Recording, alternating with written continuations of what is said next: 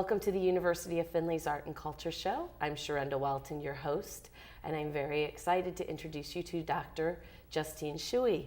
Welcome to the campus and welcome to the set. Thank you. I'm so excited to be here. We are excited to have you here. Thanks. So you have a doctor before your name, and you do a lot of different things with your doctorate in therapies as well as education. So you're on tour right now, hitting college campuses as well as other corporate and community what's the word I'm looking for? Arts and entertainment culture centers. So tell me, what is the doctorate that you hold? So I have a doctorate in human sexuality education. I have a master's in human sexuality, travel all over, talk about sex, love, healthy relationships, communication, consent, Title IX, whole lot more. So the Title IX's primarily for universities and colleges, correct? Yes. That doesn't go into corporate. No, it doesn't go into corporate. Colleges are hitting that stuff. Some of them will ask questions about other topics that are somewhat related to Title IX in terms of supporting employees, when there's like sexual harassment, domestic violence, what kind of policies are in place? What about, protecting an employee who maybe has something going on at home that could be interfering with their life at work, and how can they best support them, stuff like that. But the Title IX specific, like Title IX is that, the topics within it really apply to everyone. Correct. Yeah. So I'm sure that when you introduce yourself and people ask you, oh, what's your doctorate in, you get a lot of raised eyebrows. Yeah, sometimes I'll just be like, oh yeah, I'm a teacher, education. It depends on what kind of conversation I want to have that day. But yeah, there's a lot of, what exactly is that? Wait, what did you say? That's the most common response is, you're a what? Yeah. A sexologist? You said sexologist. Psychologist? No, I'm a sexologist. Sexologist, okay. Well, and it's interesting because I was talking with some of my students. They're excited to meet you because while you're on tour, you're going to be hanging out with some of them and talking to them, but also working with them on stress relievers through painting. So we were talking and they said, it seems like the world thinks sex is a bad word. And they love the fact, and one student even said, I didn't even know you could get a degree in that, but she loved the fact that there's an opportunity for people to become educated in more facets of it for the first thing, so that it's not a bad word, that there's more to it than what television and some of the media has made it out to be. And so they were excited that they're going to get to ask you about that education and about that degree. And we've been to many professional conferences together, and I explained to them that there's even a museum out in Las Vegas that is part of the history and the evolution of what is right and what is wrong, and what is okay to talk about, what's not okay to talk about, what people's challenges and needs are. So do you want to touch a little bit on that? Because a lot of people don't know there's a museum, and they think because it's in Vegas that makes it bad. There's actually multiple sex museums in the world. So there's the Erotic Heritage Museum in Las Vegas. They have all kinds of amazing exhibits. There's also the Museum of Sex in New York City, which at one point actually had an inflatable, bouncy house that was blow up genitalia in the museum as a fun house, and people would bounce around in them. They had an exhibit on animal sex. They had an exhibit on cartoons and how that has evolved over time. But there's a lot of museums out there. There's a lot of need for education.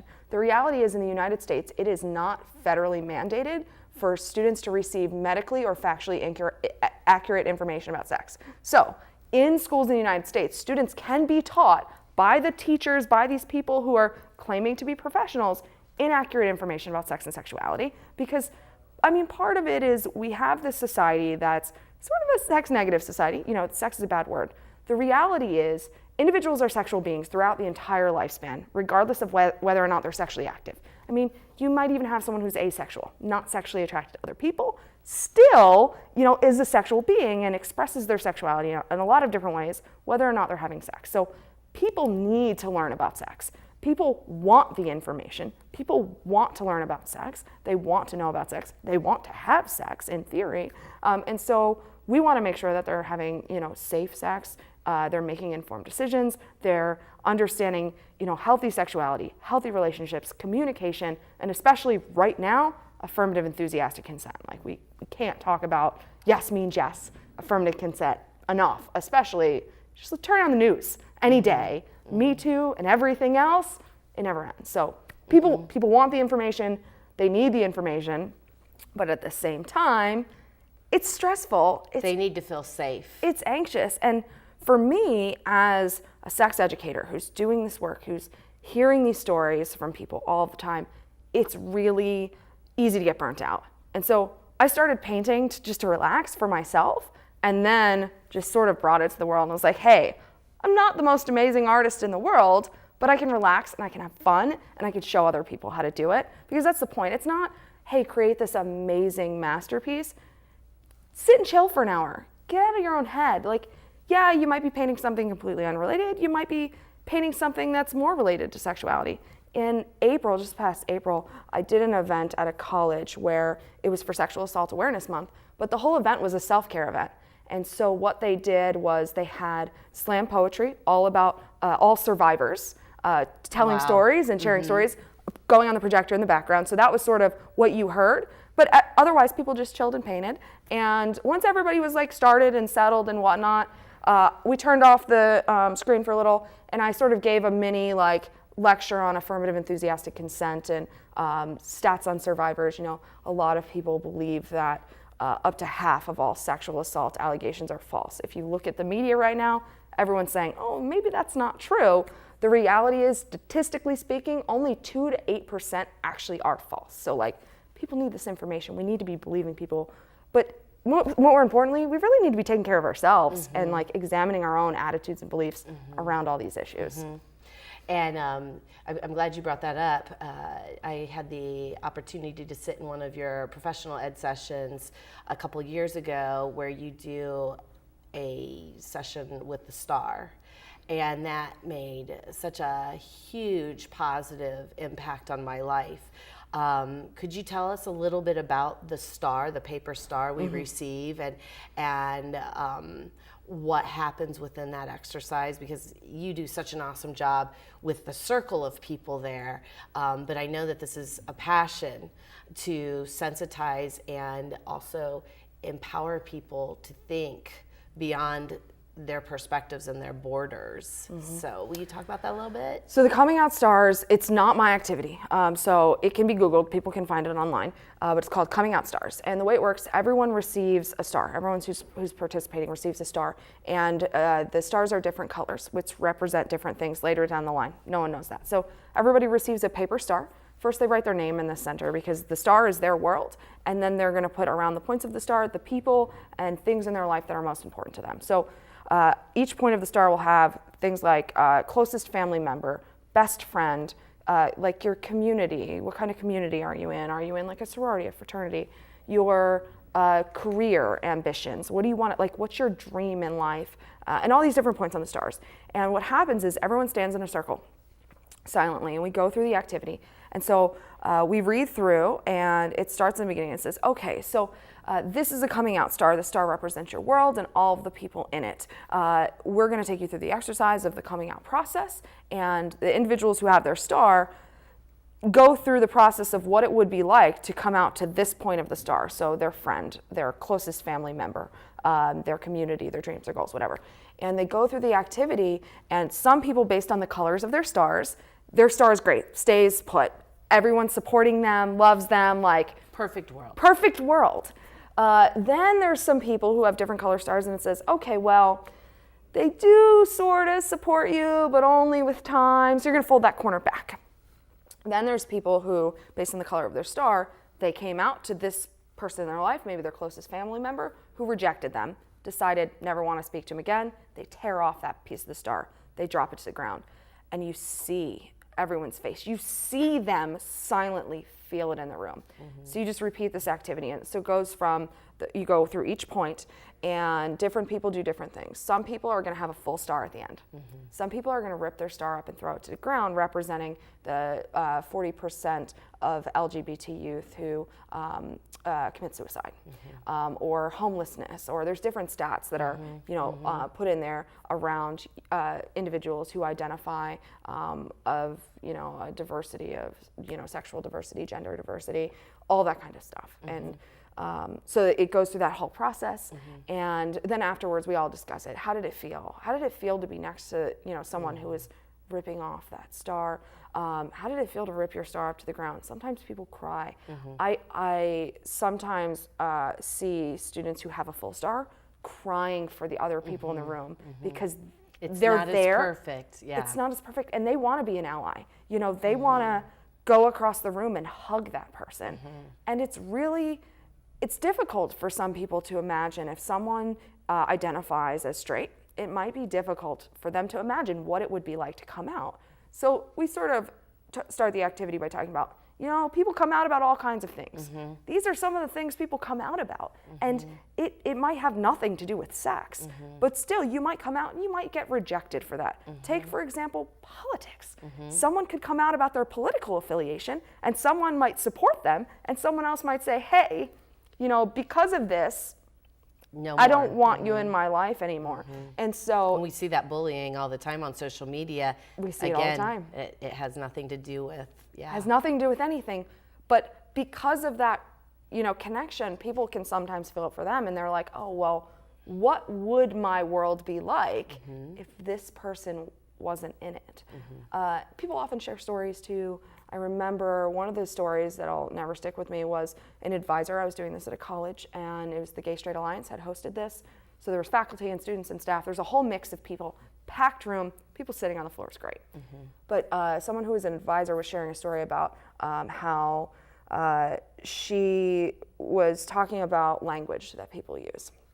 We're talking about the term partner, for example. I use the term partner all the time, and it leads people to believe all different things about me because they don't know. They hear partner and they're like, oh, your business partner, your life partner. What does that mean? That's just an inclusive term I use, and that's not the only one. So we were using it as an example, and this advisor was telling a story about how she was in the hallway and talking to two other faculty members and said something about there was like a Christmas party or something. Oh, are you coming? Is your partner coming with you? And the person who was asking was an out lesbian who used the term partner for everyone all the time. Didn't matter if it was a husband, a wife, a boyfriend, it's your partner. And said she was looking at the other faculty member when she said that, and her face went stark white because that faculty member was not out. But she thought she was outed just by the language we use. And so it just brings up all different stories. There was someone else at that same event who shared a story about how someone in their life didn't come out until certain family members had passed away because they couldn't deal with the thought of they might not. So these things are really like impacting people on a daily level, and it's all different topics. It's with what's going on in the media right now, that's really tough, but it's everyday things that I'm having conversations with people about. Students call me and they're like, hey, I'm having this issue with my partner. How do I talk to them about it? Sometimes we just break down general communication. Like this is good communication practices, using I statements, things like that. Yeah. So. Well, and it's funny that you bring that up because we think that it's just students, but there are a lot of people over the age of 30 that have never learned, number one, to communicate with themselves, and then number two, how to properly communicate with other individuals that they're in relationships with, whether that be friendship, business, partner. So it's a good review for everyone. And everyone can learn. Even me, I go to events and I teach and people text in questions and I'm like, wait, what is that? Can someone explain this to me, please? Yeah, and because things change and acronyms change. Acronyms change, things change, there's new words. Yeah. But the reality is some people just didn't get the information, and some of it's basic information. I remember, so there was just the hurricane. I remember years ago there was a hurricane, and I was home, and I was sorting through pallets of condoms. So what that looks like in my world is I had all these cases of condoms. I did not have enough space. Some of them were in boxes, and so I was opening the smaller box, whatever. So I'm sorting through these condoms, and I got a call from family in Georgia who was just calling to check in on me. Hey, how's the weather in New Jersey? Are you safe? Like, whatever's going on. I said, yeah, it's cool. Like, we don't have much weather. I'm sorting condoms. And what do you mean you're sorting condoms? I'm sorting condoms by expiration date. Yeah. And she goes, condoms have expiration dates? And I'm like, you have multiple children. You're like in your 50s, and you're telling me you don't know a condom has an expiration date. Like, that's why there's multiple children, Justine. That's why there's multiple children. But, you know, people just... It's little details. It's those little details, and they have no idea. And, you know, they might even have a condom that's been sitting in their wallet since, you know, they turned 18. Who knows? Yeah. And, yeah. So in addition to speaking to live audiences, you also have had a lot of really interesting opportunities to be a spokesperson on different television shows, different series. So could you share with us some of those different sets that you've been on? Because I know when I YouTube you, I'm always seeing different things, and I'm like, that is so cool that they're incorporating that within. So it's all different topics. One of my favorite was I got this call. I was playing phone tag with the producers for a while, and so I was like doing investigating from the little bits of information, and I was like, okay, this is going to be a show about Amish people or Alaska. It ended up being Amish Mafia. So they called me. Apparently they want to talk about courtship rituals within the Amish community. And I was like, okay, I know about that. And it turned out they actually had a little person on the show who was getting married to an average sized woman, and they wanted to know if they were sexually compatible. So they brought me in and asked me all different questions on that. They asked me questions on different things that happen, different courtship rituals in the Amish community, things which like... Which is very fascinating, because I had no idea that even existed until I watched your segments. And the thing is, it's not an Amish thing. The Amish Really? also do it, but other cultures do it. So the one in particular was bundling. So yeah, I'd never heard of that. The individuals lay in bed together all night. So imagine a young couple. They meet usually at church. After church, there's these long tables. All the males sit on one side, females sit on the other, and they just sort of talk. And then sometimes they'll couple up and go home together. And a couple who's bundling would go usually to the girl's parents' house. They would lay in bed next to each other all night, stay up all night and talk, but no touching. So depending on where you're at, sometimes there's boards that are put between them. Sometimes there's books or pillows, or they even have these sacks that they'll like sew people into at night. So they're in this sack, so they definitely cannot touch. The other one that they were asking me about was soaking. So that's when you have a couple, he inserts penis into vagina, doesn't move. Because there's no friction, they don't count it as sex, so they consider it soaking. Interesting. Within this culture. And there was, on the episode, I didn't talk much about that, but they had a woman who had a place that I guess people went to go practice soaking. I don't know if that's the right terminology to use for that, but they had talked about that as well. So it's just interesting stuff, the calls I get. And I never know what kind of stuff people are going to ask me about. But it's a lot of different things, and it's really fun. Yeah, I love it. So let's go back to the painting. Yeah. And so I know it's really popular where people can sip wine and paint, and they take the painting home with them. But some of the campuses are dry, or they're in the process of going dry, again, because of challenges with alcohol on campuses. So how does that work when there's no alcohol involved? Because I'm listening to students, and they still, the first thing they think is alcohol, and the second thing they think is paint. So what's that look like? I have very few events that actually have alcohol involved. It's rare for my painting events to involve alcohol. And so I do them differently. So I probably should backtrack to how all this started. So I started painting. I was going to those paint and sip events, and I don't sip. I just wanted to paint. The first one I went to was actually at my graduate school. They had one. It was free for students. It was the day after I took my dissertation or my comprehensive exams, right before I started my dissertation for my second doctorate. And I was like, okay, I need to chill. Like, I've been doing nothing but studying for months. So I did this painting, and I was like, oh, that's really fun. And I was like, I'm relaxed and I'm calm, and like I turned my phone off for an hour and no one bothered me, so I painted. And then I started going to these other painting events, and then I started painting at home because they can get expensive really quickly. Yeah. So I bought all these supplies, I'm painting at home. posted my pictures of my paintings online, and people are like, oh my God, you should sell your paintings. And I'm like, that's silly. But then people offered me money for them. So I was like, sure. I don't know what I was just painting to relax. Like, they sit, my samples like sit in stacks in my office. So then someone's like, well, you should work for like one of the paint and sim companies. I was like, oh, maybe. And I'm like, you know what? I do this already at colleges. There's not people doing this at colleges. I'm going to do this at colleges. So I started doing it similar way without the alcohol. Although some schools will do mocktails or whatever. So I was doing it where everyone was painting the same thing. And I'm like, you know what, this is interesting, but I want to see people relaxing more. I was noticing people would be stressed out. They'd be comparing to the person. I would hear, I can't paint. And I'm like, no, you can paint. And here comes the therapist. But you can paint. Yeah. Like, that's it. It's paint and a brush. So now what we do is I have a bunch of different samples. We put them up. Everything's set up when students come in. When they come in, they decide what painting they want to do, or they say, hey, I want to paint my own. I love doing it this way because about half the room paints their own thing. Oh, wow. And they just sit and chill, and they're like, okay, I'm going to paint this. Or they'll say, oh, what color do you think with this? Or maybe they'll just paint.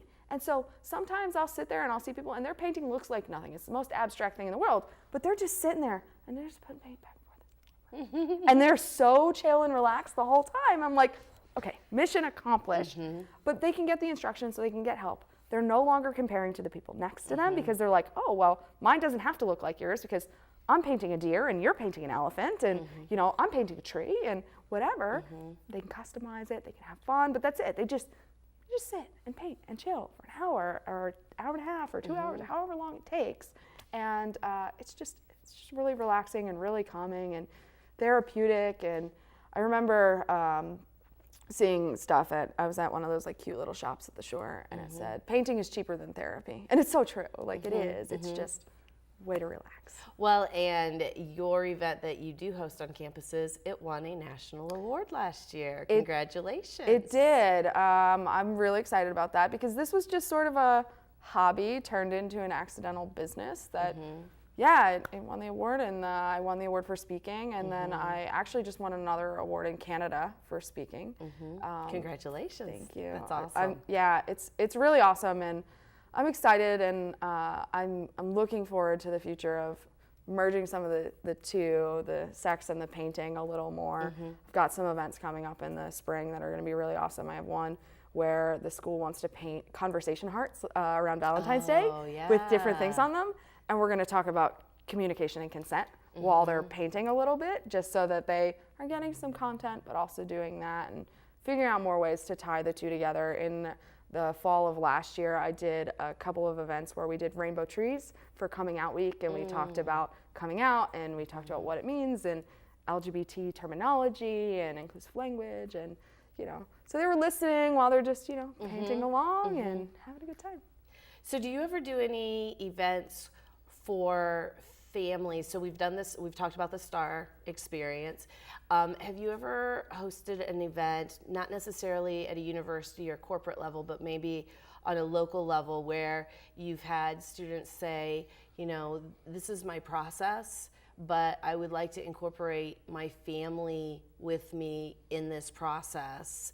And so instead of the rainbow tree being on a canvas, the experience has been with the humans, the rainbows with the rainbow colors within that person's life. Does that make sense, the question I'm asking? I'm not really sure. I've done sessions though with families and groups, and so that they can see their impact. Well, it's more like learning to communicate with each other. I do a lot of parent-child stuff. Okay. And a lot of that comes about from, I'll get a call from a parent. Like yesterday, I talked to a parent on the phone for a while, had an incident with her daughter who has some developmental delays, and was just trying to make sure that she got accurate information.